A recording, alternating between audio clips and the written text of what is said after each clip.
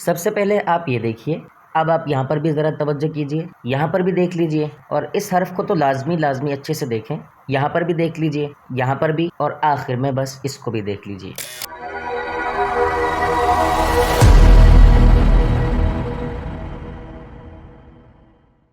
الحمدللہ رب العالمین والصلاة والسلام علی سید الانبیاء والمرسلین، اما بعد فاعوذ باللہ من الشیطان الرجیم، بسم اللہ الرحمن الرحیم۔ امید کرتا ہوں تمام ناظرین کرام خیر و عافیت سے ہوں گے، اللہ تبارک و تعالیٰ آپ کو شاد و آباد رکھے۔ جی ناظرین کرام، ابتدا میں آپ نے جن اغلاط کو دیکھا، آج کی ویڈیو میں انشاءاللہ العزیز ہم ان اغلاط کو ٹھیک کریں گے۔ اس کے علاوہ مدنی قاعدہ کورس بھی اپلوڈ کر چکے ہیں، تو برائے کرم آپ اس کا بھی لازمی وزٹ فرمائیں۔ تو انشاءاللہ العزیز آج کی تلاوت ہم کرتے ہیں اور سیکھتے ہیں، بتاتے ہیں کہ کون سا قاعدہ لگتا ہے اور اس کو کس طرح پڑھا جاتا ہے۔ تو آپ نے اس ویڈیو میں آخر تک شامل رہنا ہے۔ تو آئیے بلا تاخیر ویڈیو کا آغاز کرتے ہیں۔ بسم اللہ الرحمن الرحیم۔ قل یا ایہا الکافرون۔ قل، لام ساکن اپنے سے پہلے والے پیش والے حرف سے مل کر قل بن جائے گا۔ یا ایو، اب یہاں پر بیسیکلی یا کے اوپر کھڑا زبر لگا ہوا ہے، لیکن ایک قاعدہ اور بھی ہے کہ جب بھی حروف مدہ کے بعد یا کھڑی حرکات کے بعد حمزہ دوسرے کلمے میں ہوگا، یعنی اگلے والے ورڈ سے مل رہا ہوگا، وہاں پر مد منفصل ہوگا، اور ہم نے اس کو 2.5-3 الف کی مقدار کھینچ کر پڑھنا ہے۔ اب دیکھیں یہاں پر بیسیکلی یا کھڑا زبر یا، بس اتنا لانگ کرتے ہیں، لیکن یہاں پر چونکہ اب چھوٹی مد آ چکی ہے، مد منفصل ہو رہا ہے، تو اس کو ہم کھینچیں گے تھوڑا سا زیادہ۔ قل یا ایہا تشدید والا حرف اپنے سے پہلے زبر زیر پیش سے مل کر اور اپنی حرکت کے مطابق ذرا رک کر پڑھا جاتا ہے، تو ایہا نہیں بلکہ ایہا الکافرون۔ اب دیکھیں یہاں پر بھی کھڑا زبر ہے، لیکن میں نے یہاں پر اتنا زیادہ نہیں کھینچا۔ کیوں؟ کیونکہ حروف مدہ کو 1 الف 2 حرکات کے برابر کھینچتے ہیں، اور کھڑا زبر بھی حروف مدہ کے قائم مقام ہے، تو لہٰذا اس کو بھی اتنا ہی کھینچیں گے جتنا حروف مدہ کو کھینچتے ہیں۔ آئیے دوسری آیت کو پڑھتے ہیں۔ لا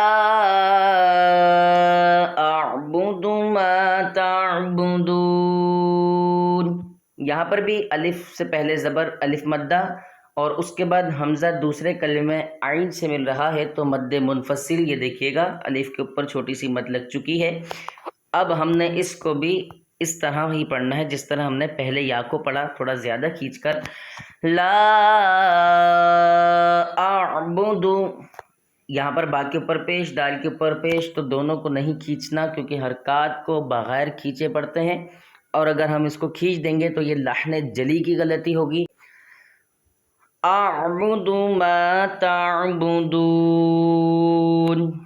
یہاں پر بھی الف مدہ اور عین تا سے مل جائے گا۔ تعبدون، تعبدون، یہ لکھا ہوا ہے، لیکن وف کی وجہ سے نون ساکن ہو رہا ہے، تو یہاں پر مد عارض ہوگا۔ قاعدہ یہ ہے کہ جب بھی حروف مدہ کے بعد عارضی سکون ہو، یعنی وف کی وجہ سے کوئی حرف ساکن ہو جائے، تو وہاں مد عارض ہوگا۔ جیسے کہ یہاں پر دیکھیں نون کے اوپر زبر ہے، لیکن وف کی وجہ سے ساکن ہو رہا ہے، تو ہم جب اس کو ملا کر پڑھیں گے اس وقت تو ہم پڑھیں گے لا اعبد ما تعبدون ولا انتم، ٹھیک ہے؟ لیکن اگر ہم یہاں وقف کریں گے، رکیں گے، اس صورت میں پھر لا اعبد ما تعبدون اس طریقے سے پڑھیں گے۔ ولا انتم، یہاں پر دیکھیں نون ساکن، اس کے بعد حرف اخفا میں سے تا آ رہا ہے، تو یہاں پر بھی اخفا ہوگا۔ ولا انتم عابدون، عابدون ما اعبد، بہت سے لوگ یہاں پر معبود اس طریقے سے پڑھتے ہیں، ایسا بالکل نہیں پڑھنا، بلکہ ہم نے اس کو میم کو لانگ کرنا ہے اور حمزہ کو عین سے ملانا ہے، ما اعبد، اس طریقے سے، ٹھیک ہے. وَلَا أَنَا عَابِدٌ مَا عَبَدتُّمْ.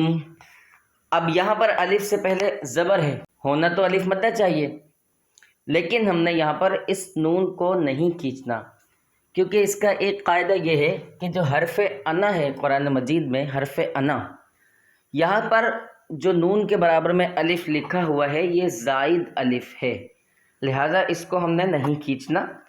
وَلَا أَنَا عَابِدٌ مَا عَبَدتُّمْ، عَابِدٌ مَا عَبَدتُّمْ، یہاں پر الف مدہ عین پر، اور یہاں پر تنوین کے بعد حروف یرملون میں سے میم آ رہا ہے تو ادغام ہوگا، اس لیے یہاں غنہ بھی کرنا ہے. عَابِدٌ مَا عَبَدتُّمْ. ایک قاعدہ اور سمجھ لیجئے، پہلا حرف متحرک یعنی زبر زیر پیش والا، دوسرا حرف ساکن یعنی جزم والا، تیسرا حرف مشدد یعنی تشدید والا ہو تو اکثر مرتبہ ہم ساکن حرف کو سائلنٹ کر دیں گے، اور متحرک حرف ڈائریکٹ مشدد حرف سے ملا کر حرف کو ادا کریں گے. کس طریقے سے؟ اس طریقے سے، عابد ما عبدتم، عبدتم اس کو نہیں پڑھنا ہے، ما عبدتم، ولا انتم عابدون ما اعبد، لکم دینکم ولی دین. یہاں پر دیکھیں گا لکم دینکم، بہت لوگ یہاں لکم دینکم یوں پڑھ جاتے ہیں، ولی دین یہاں یا کیوں کھینچ دیتے ہیں، اس طرح بالکل بھی نہیں کرنا. لکم دینکم ولی دین. صدق اللہ العظیم.